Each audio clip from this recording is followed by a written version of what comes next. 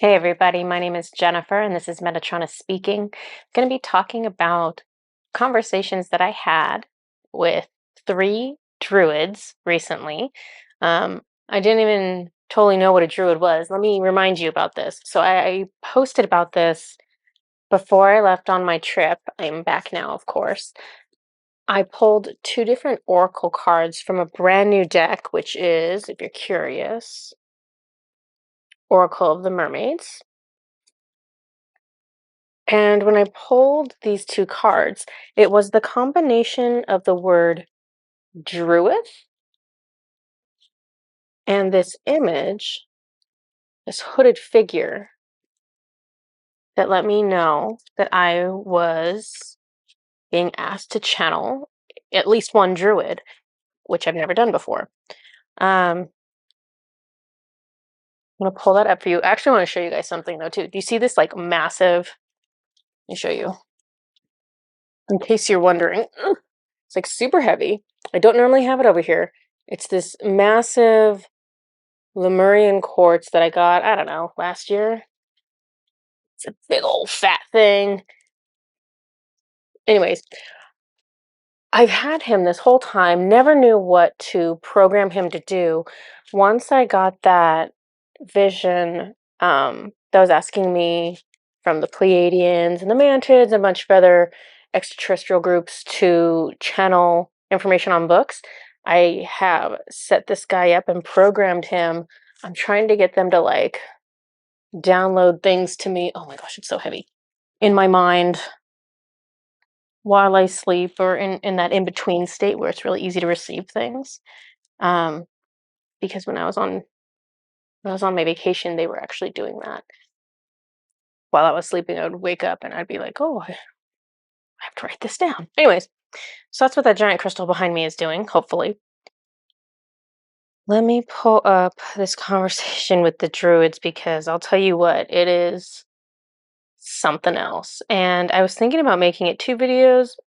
Just make it 1. I don't know. Let's just see how we're doing when we get to where we're going.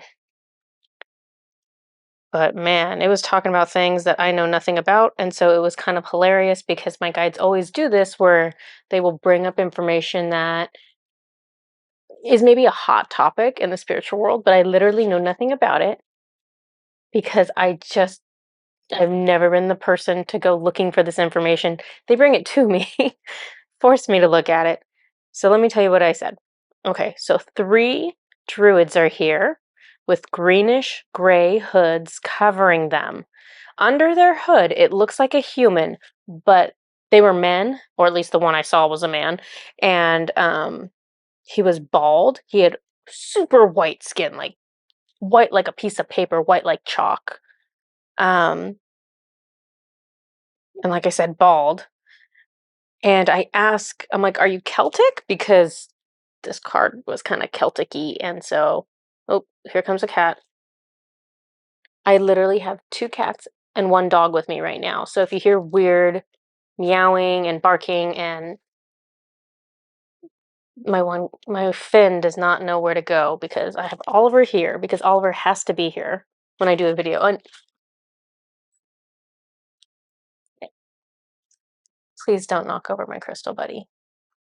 So he's trying to find a place where he feels like he's special and he's being loved too. But Oliver's taking up like all the spot next to me, so he's a little bit upset. Do you think you can lay down somewhere else? So anyway, so I was asking if the druids were Celtic. And they're like, no. And so then I was asking, okay, do you have bodies somewhere? Like, are you incarnated right now? And they're like, no. Fynn, come on, buddy, lay down. Ooh, come on, baby. Why don't you come over here? And they said no. And so I'm told they are a druid consciousness. They once had bodies. They help from the spirit world now. And then I hear this frequency in my head, in my mind, that I always hear whenever I'm connecting with like 7D or higher, is what Metatron just said. And it's really weird because it's like this. It's hard to explain, but that was probably the closest I could do to mimicking the noise. It sounds very similar to the beginning of Michael Jackson's Scream music video with Janet Jackson. Like in the first 20 seconds, this noise plays. And it just repeats in my head, and that's how I know I'm hitting a certain frequency. Anyways, so I'm being told that they're 7D.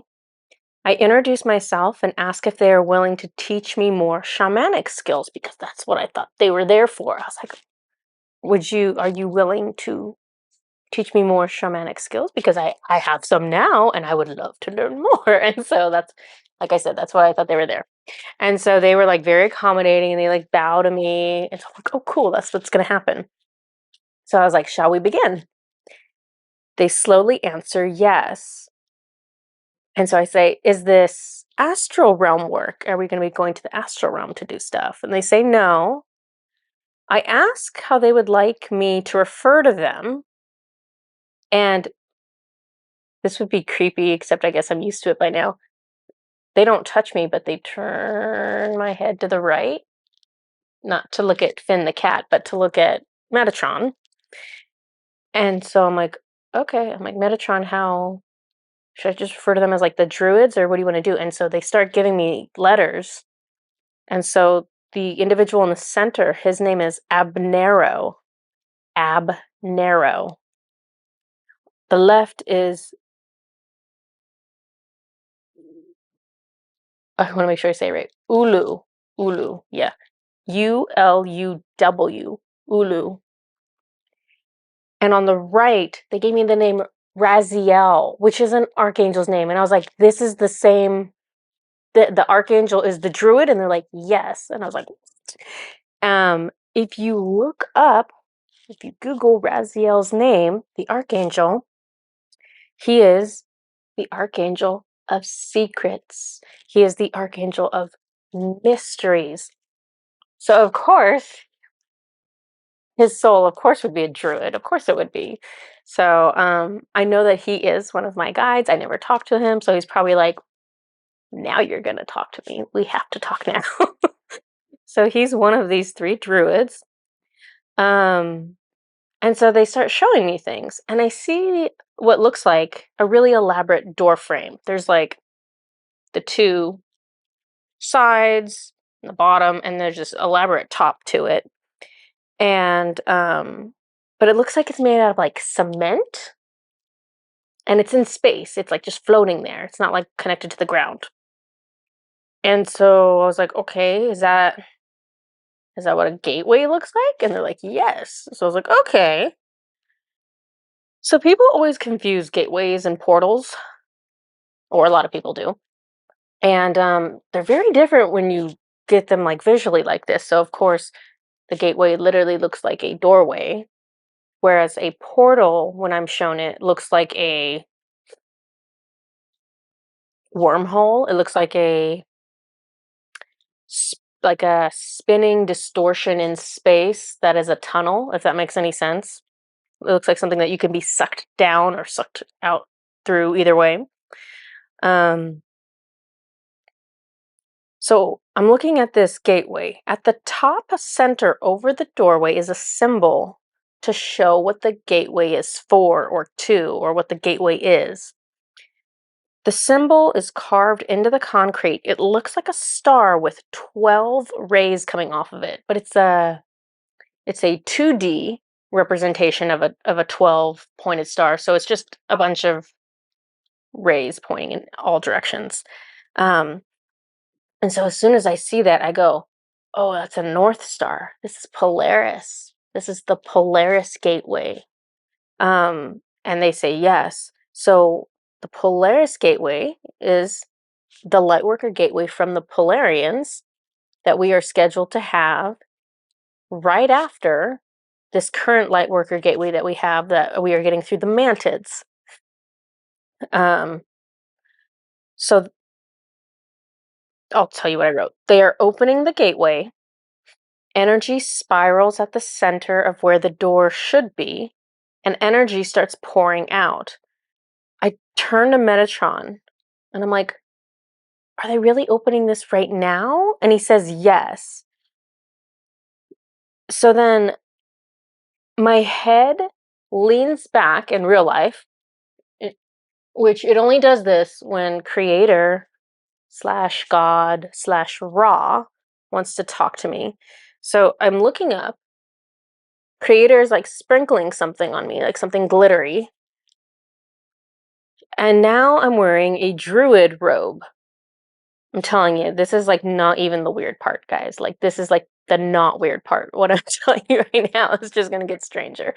Um, and so I look around and I'm somewhere with green grass, and there's like a white horse off in the distance. So beautiful green grass area. It's windy and foggy and a little cold. I see huge boulders in a circle, except they're not just boulders. It's Stonehenge. So right about at that moment, I was like, dang, all those opportunities that I've had to research these really famous things, it would have been really great for me to have done that, because I might know that these rocks in this certain formation is Stonehenge, but I know zero about Stonehenge. I don't know where it is. I don't know what it's for. I just know that it's a bunch of rocks for something special, and people know it's for something special. Like, that's literally all I know about it. And then so they start showing me, and it blew my freaking mind. Fynn, lay down, buddy. Lay down. He's still trying to find just the right spot. Come on, buddy. Lay down. It blew my mind because the Druids start showing me the rocks at Stonehenge, which consist of these like skinny rocks and then like a rock on top. And there's a bunch of them, right? And they're all in the circle. There's like a circle within a circle of them. And they're showing it to me, and I'm like, oh my God, every single one of those that's like this with the this is a gateway. It looks just like the gateway they just took all that trouble to show me. So here we go. And I've lost my spot. Hold on.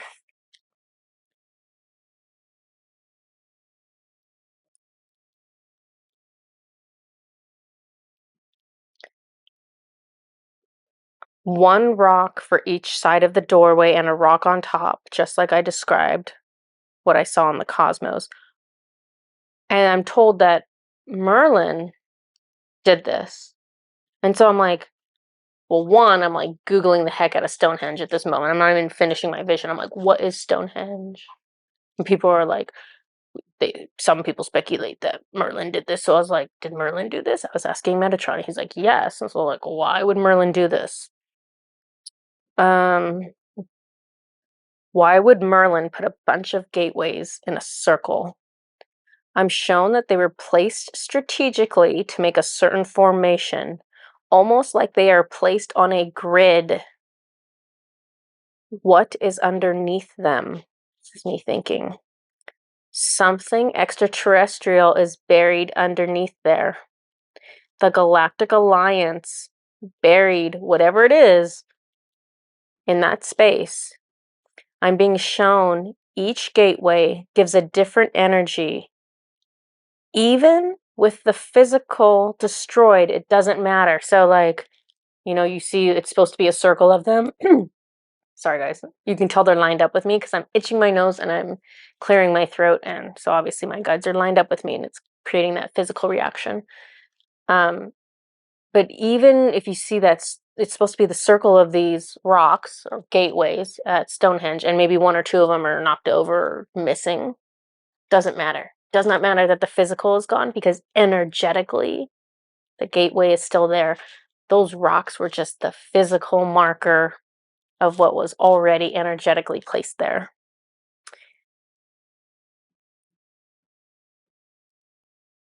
Energetically, it's still there. It's still functional. And then now they're showing me, like, we were jumping all over. Now they're showing me the Sphinx in Egypt. They show me lights coming out of the Sphinx's eyes.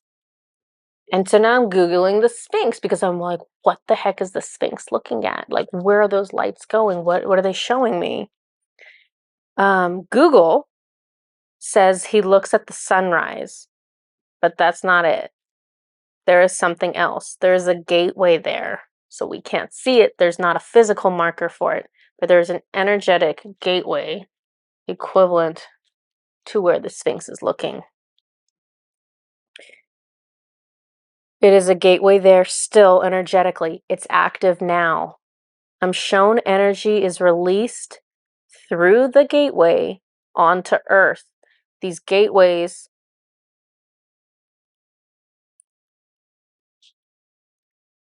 I wrote, what I wrote here was these gateways were placed there by the Galactic Council. What we're going to see, though, is that the Galactic Council is placing the energetic markers beneath the land that someone else is putting the actual gateway portion of it on. So Metatron shows me that each gateway always releases a specific kind of energy. They are different from each other, but a single gateway does not change the type of energy it gives out. So the gateway that the Sphinx is looking at always gives off the same type of energy when it is turned on. I ask if the energy released is constant, and Metatron says no. The Galactic Alliance determines which gateways switch on at what times and for how long. The Galactic Alliance, by the way, in case you guys don't remember, when I say Galactic Alliance, I'm referencing all of the extraterrestrial groups that are in alliance that are joined together for the protection and benefit of Earth. And they serve more purposes than that, but that's how I'll just reference them for now. And the number of them is more than 1,000. There are more than 1,000 planets that are part of that alliance, although originally it was 24. And those original 24 are where humanity's DNA came from. We took strands from those original 24 planets. Okay, so back to here. The Lightworker gateways that I describe here on my channel correspond to the opening of a corresponding gateway here on Earth. So when the Mantid gateway opened up for us, it's from the cosmos, right? This is a gateway in the cosmos, in space, in the sky. That energy is coming through a tear in the veil that separates Earth from everybody else. So we're getting energy through this tear in the veil from the cosmos. That's the Lightworker gateways that I talk about.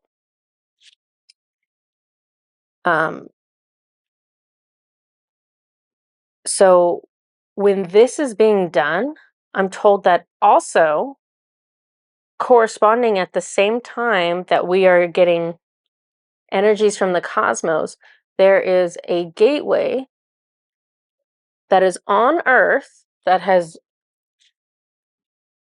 the energetic marker underneath the Earth has always been there, and at some point in history, the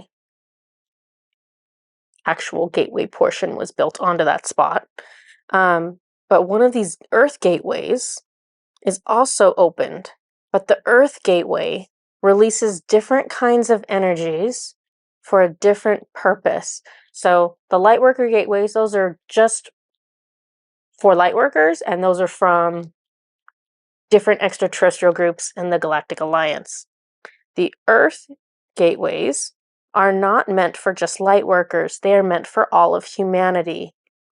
The Earth gateway currently open on Earth at the same time as the Lightworker gateway from the Mantids is a gateway that is located in Sedona, Arizona. So if you're watching this video right when it comes out, we have a Lightworker gateway that is open in the cosmos, releasing energy from the Mantids that is targeting our throat chakras for the light workers. There's also an earth gateway that is in the United States, in the state of Arizona, in the city of Sedona, that is open, that is giving off energies to all of the earth.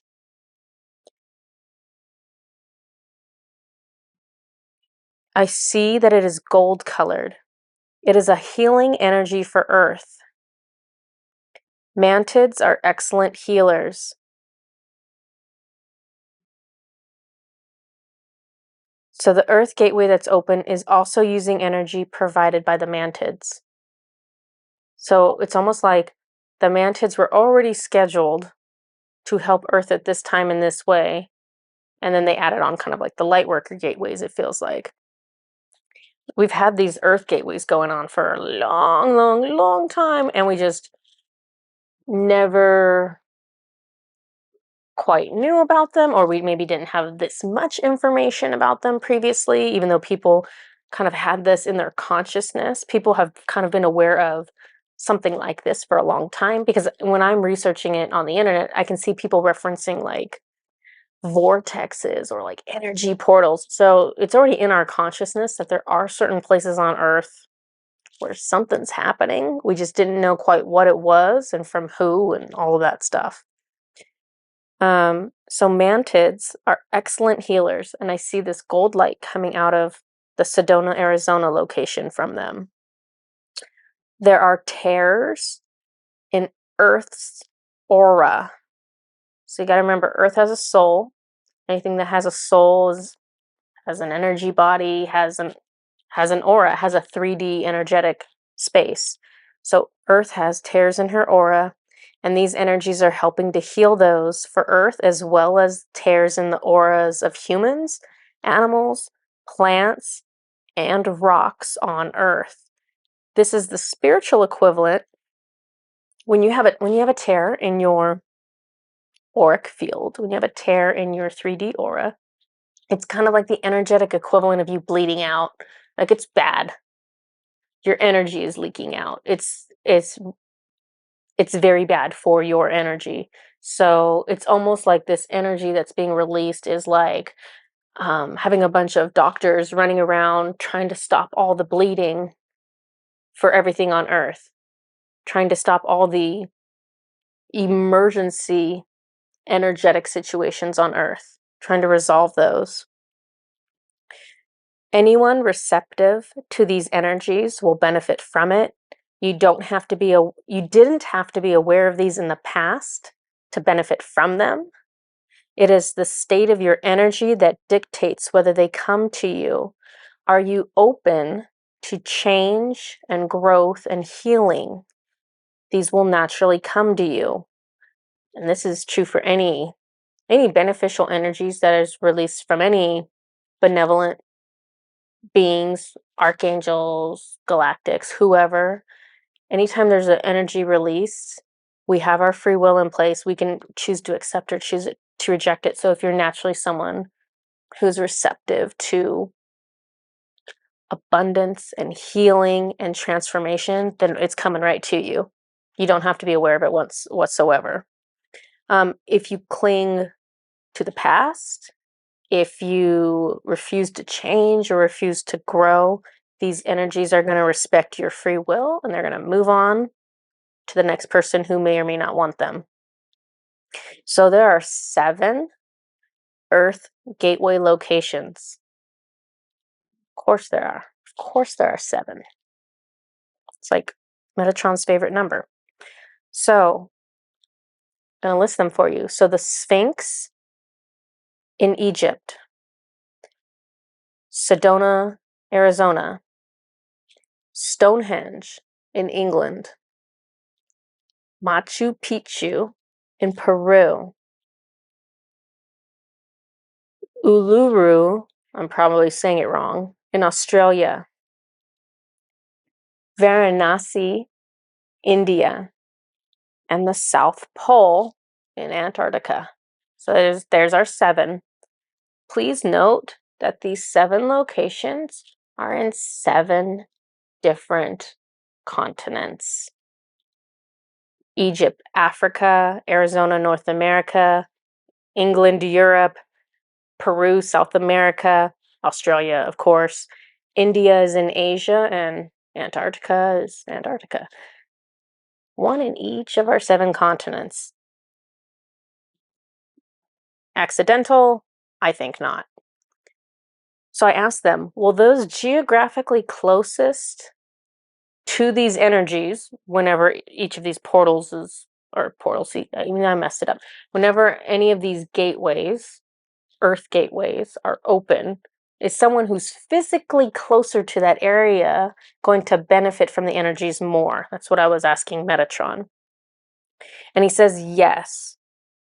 So he said it's just slightly more. It's not like a huge difference. But if you are living in England when the Stonehenge gateway is active, you're going to feel that more than someone who's maybe on the opposite side of the Earth at that time. Underneath all of these places is an energy mark placed by the Galactic Council.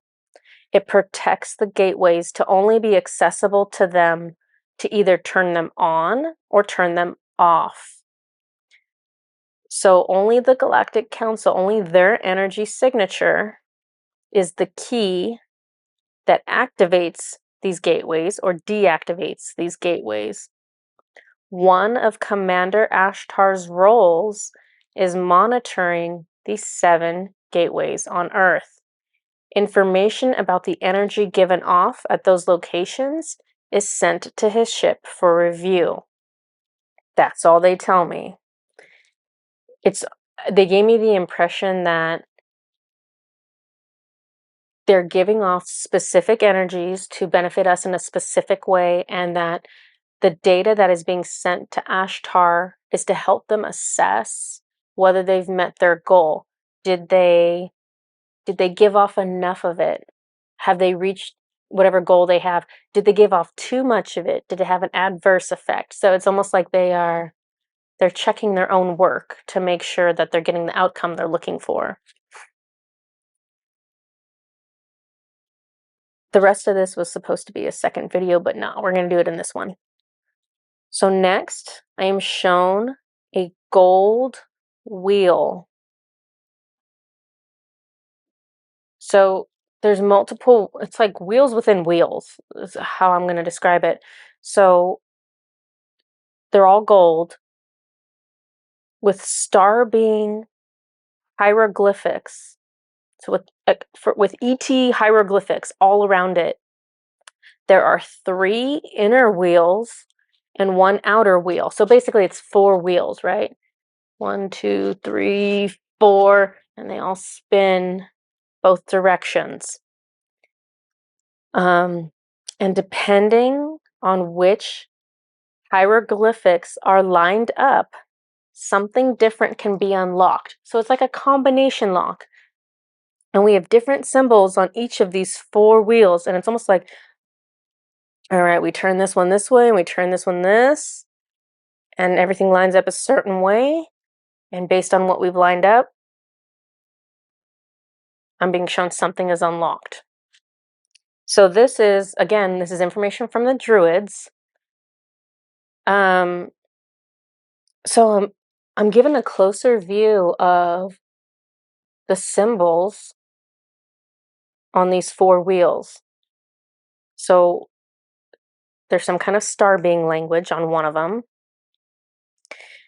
There are rune symbols on the innermost wheel, on the smallest wheel. There are rune symbols, like from the Nordic people, from like Odin. There are Egyptian hieroglyphics on the next wheel. And there are Hebrew symbols on the third wheel. And then the outermost wheel is that star being language. And I'm looking at this star being language, and I'm asking them, okay, whose language is this? And they're telling me it's Elven. And so the Elven language would be the very first star being language. It would be the most ancient of the star being languages. And so they're showing me this, and I'm being told, okay, what you're being shown, this doesn't have to do with the gateways. This has something to do with time, keeping time, moving through time. And I'm shown this is an energetic thing. So this wheel, the wheels within the wheels, is an energetic thing. This isn't like a real tangible thing that's located in a certain place in space. This is an energetic thing, is the best way I can word it. So it can be accessed by all at any time. It's not like, oh, I need to travel to these coordinates in space to locate this one thing, because no, this wheel can be accessed by anyone's mind at any time, anywhere. It's not dictated by time and space like we're used to. The set of wheels, this is what time jumpers use to move to different places in time while they are incarnated. So let's talk about time jumpers, because I think I've referenced them a couple times and I don't remember how much detail I got into. So time jumpers, there are generally two main groups of individuals who I refer to as time jumpers, meaning individuals who move through time in a non-linear fashion on purpose. So the first group, they are incarnated. They just have knowledge of how to manipulate and use these golden wheels that I just referenced. And so they are able to go back in time. And when they go back in time, they go back in time to change things in hopes that it will benefit them personally, or their race personally, or their planet personally, in order to change the future to a more beneficial outcome for them. So the group that is doing this, the ones who are going back in time to change things, to manipulate the future, are kind of who we would reference as kind of like the bad guys. These are the low vibrational beings who know that at the end of this game they lose. They know that the light wins, and they're trying to find a way out of that. They're trying to circumvent that. They're trying to have the darkness win. And so they're going back in time to change things. So the second group of individuals that moves through time is our galactic police force, which is, I don't know if you saw the video that I made, but when I spoke with individuals from the Sirius planets, Sirius A, Sirius B, Sirius C, I spoke to an individual that represented each of the planets. Well, for Sirius C, I spoke super briefly with someone who appeared to be like an Asian man who was dressed in like a black jumpsuit, who told me that he was like the galactic police. And I was like, oh, that's cool. And then that was it. Like, he didn't really want to talk. It was super brief. He's a time jumper. He is the part of the galactic police force, or this group that basically chases after these individuals who are going through time and going through dimensions and going through different universes, parallel universes. They're doing all these things to change and manipulate outcomes. And so this group is chasing them, locating them, and undoing the changes that they've made.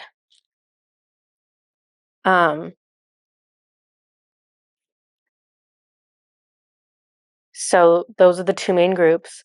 So the Druids show me this like golden wheel thing that the time jumpers use to manipulate time.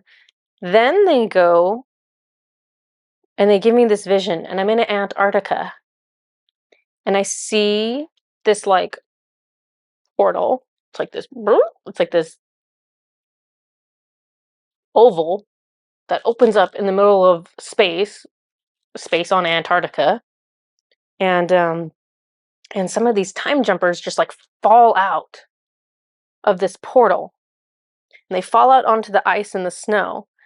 And I'm told they've come to interfere with the South Pole gateway, the Earth gateway that's located at the South Pole. And I'm being shown that this is going to happen in the near future. This is the easiest gateway to interfere with because there are far fewer people there. The time jumpers, they don't come in bodies. So even though I've seen like, quote, bodies fall out of this portal, that was just symbolic for me to understand what was happening. They don't actually send their bodies, they send their energy. The same way that I remotely am able to view Antarctica in this future scenario that the Druids are showing me. That's the same way they would come to there. They won't have to manage the difficult physical conditions this way. This gateway, so the Earth gateway at the South Pole in Antarctica, will turn on during the Polaris Lightworker Gateway starting July 27th. Metatron shows me that this gateway, Earth gateway, needs protection starting now, which when I got the message, starting now until August 27th when the gateway will close. And then he told me like what he wanted me to do to protect it. And he was telling me to like put a light blue sphere around it. So I was like, okay. And as I was working on putting a blue sphere around the area, he shows me deep under this location is a starship. It looks just like the ones used in the Galactic Federation of Light, but Metatron says it doesn't belong to them.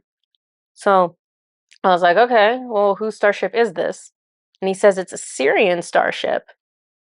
And at first I kind of wrinkled up my face because I was like, thinking of Sirius B, which is the water planet, and I was like, those people are mermaids. They do not have a starship. I don't understand. And then I realized it's from Sirius C, which would make perfect sense because those are time jumpers. So it's an old starship that got stuck there. I'm shown that the bad guys went back in time, did something to change the environment and weather or something. They did something to change Antarctica where this starship had landed. And then when this change was made, all of a sudden they were buried under ice and snow. So I don't know if they I'm not sure what the exact way they managed to do that was, but that was the outcome. So this crew was surrounded by ice and they died. They were stuck on the ice. In a past video, it was just called something like Your Mission to Remember, something like that. I channeled a star being from Vega, and he showed me a starship from Vega under the Antarctic ice. So there are at least 2 starships under there. There's probably more, but at least 2 of them that I know of. So while I was doing energy work to surround the South Pole with that protective sphere, I saw myself turn into a light blue mantid, the same color of the energy that I was giving off. It's like mantids can be chameleons and change to the color of the energy they are putting out. So do you remember in one of my more recent videos where I talked about, it was called like soul contracts with aliens? I think it might have been called that. And I made a bunch of soul contracts with different extraterrestrial groups to write books or whatever the case may be.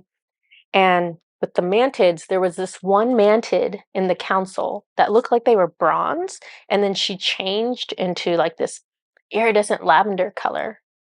And I realize now that she was able to change colors like that because of her thoughts or her feelings or because of the energy she was giving off. It changed her outside. Um, so let's see. Oops, and I lost my place. Let's see. There we go. So the energetic marks underneath these gateways, and I'm sorry, this is not I didn't like channel the whole message straight through, so it's kind of choppy.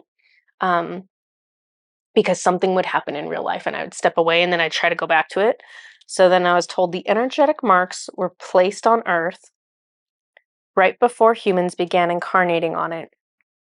So the energetic marks underneath the land where the Earth gateways are, those were placed there on Earth by the Galactic Alliance before humans began incarnating on Earth. The gateways were placed in their locations over time, strategic times. Activating these gateways tends to change the course of our history. These energies released are transformational, highly reactive. They tend to cause change. So there is a 3D energetic mark under each of these locations. And the interesting thing is that the 3D energetic mark corresponds to a what's the word I want? It corresponds to a specific 3D shape. So like Stonehenge, the mark on in the ground is a sphere. In Australia, it's a cube. In Egypt, it's a pyramid. In India, it's a octahedron. The South Pole, it's an icosahedron. The Machu Picchu, Peru one is a Merkaba. And the Sedona, Arizona mark underneath the gateway is a dodecahedron. So as long as the Druids will tell me about these, I will be updating you guys from now on, not just on these Lightworker gateways, which again are like in the cosmos, but also I will be updating you on these Earth gateways to let you know what's closing, what's opening, and just any other information that they will give me about the gateways. I'm not sure how much information they'll give me, but as much as they will give me, I will be sharing with you. So moving forward, Lightworker gateways and Earth gateways. Who knew? So that is everything that I have for you on this particular message. No doubt I will be hearing from those Druids again. This feels like this is somehow tied into one of the